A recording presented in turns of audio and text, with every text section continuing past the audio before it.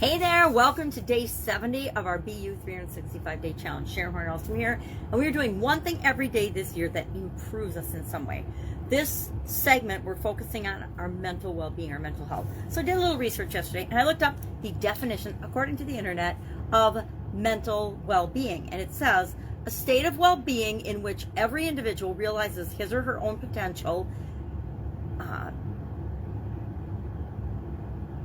can cope with normal stresses of life, can work productively and fruitfully, and is able to make a contribution to his or her community. Now, there's 6 components of mental well-being: autonomy, environmental mastery, personal growth, positive relationships with others, and purpose in life and self-acceptance. Now, today we're going to talk about different types of mindset. There's fixed mindset, there's growth mindset. That's considered the 2 types of, diametrically opposed mindset by most people. But I like the flexible mindset as well, which means it can be a combination of things, that you roll with the punches. You go with what happens in your life and you deal with each situation on the situation's basis. You don't just have a cut and dried belief system that you apply to everything, although that makes life a lot easier. Fixed mindset means that you believe that intelligence, talent, other qualities you're born with. What you're born with is what you've got, and there's nothing you can do about it. You're just it's innate and unchangeable. If you were born with musical talent, you've got musical talent. If you weren't born with it, you don't have it. If you're born with athletic ability, you've got it. If you weren't, you're just SOL. Now, a growth mindset takes a different approach. It believes that intelligence, talent, qualities, characteristics are all learned, and that we have the ability to develop anything we want with practice and application and with effort applied. I am more of a growth mindset believer than a fixed mindset believer. I have changed so much and done so much and seen other people do the same and have massive transformations that they're like an entirely new person. So I don't believe that we're born, and I do believe we're born with certain talents, but for a long time that belief held me back, because I thought, well, geez, I wasn't born with any special skill or talent, therefore it's harder for me to succeed. Then I decided, well, it's a lot easier to believe that we can create and develop in us whatever we want if we choose, if we put in enough work, effort, time, energy, study, if we have enough desire to become or create something, we can do that. And flexible mindset, again, is depending on what happens in our life, and a whole lot of stuff happens in our life, we will choose whether we're going to stick with our usual way of doing something, our fixed way, traditional patterned way of doing something, or if we're going to be open to, we talked about being open-minded and closed-minded yesterday, to the possibility of a different choice, a different alternative, a different path. Now, there's 7 ways that we can develop cognitive or mental flexibility. I'm just going to share those briefly, and then what we're going to share for our action item today is we're going to share what type of mindset do we currently have, and what is the positive, what's in it for us to have that mindset. When I had a fixed mindset, I didn't even realize that there were other possibilities. I just thought that's the way life was.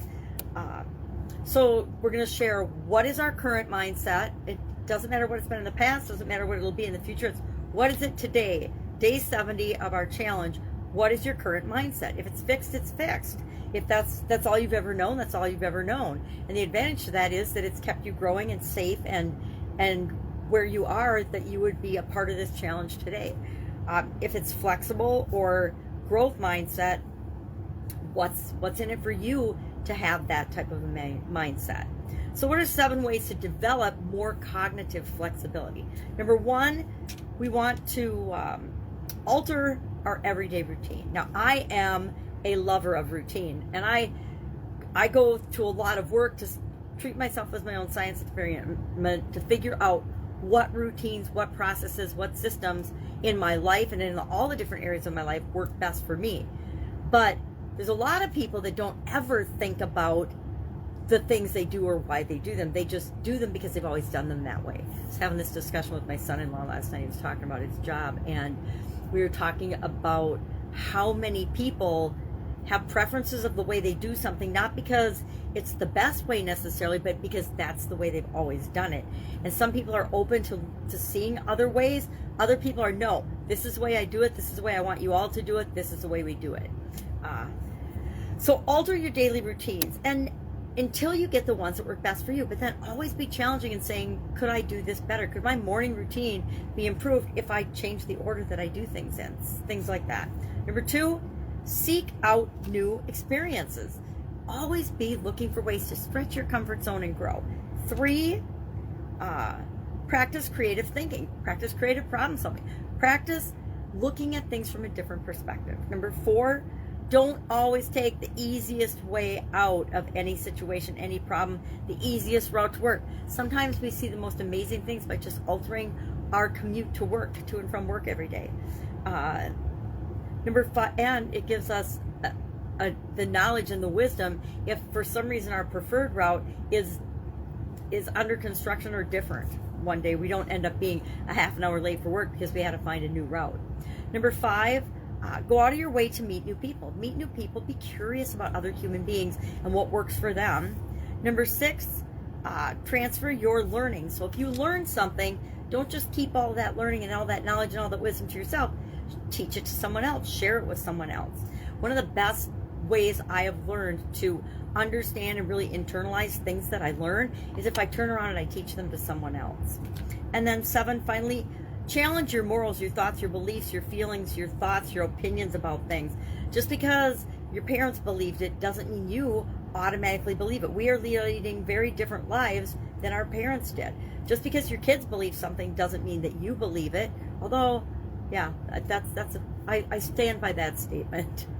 So today, fixed or growth or flexible mindset, which do you think you have right now, and what's in it for you to have that? How has that benefited you? What's the number one benefit to you of having that mindset? When I was in a certain relationship, it benefited me to have a fixed mindset and stick in a very narrow range of thoughts, feelings, and behaviors. But once I got out of that relationship, I was definitely more of myself in terms of being flexible and a growth mindset. That's it. That's our challenge for today. Any questions, ask. Otherwise, I'll be with you tomorrow. Have an absolutely amazing growth, fixed, or flexible day. See you tomorrow. Bye.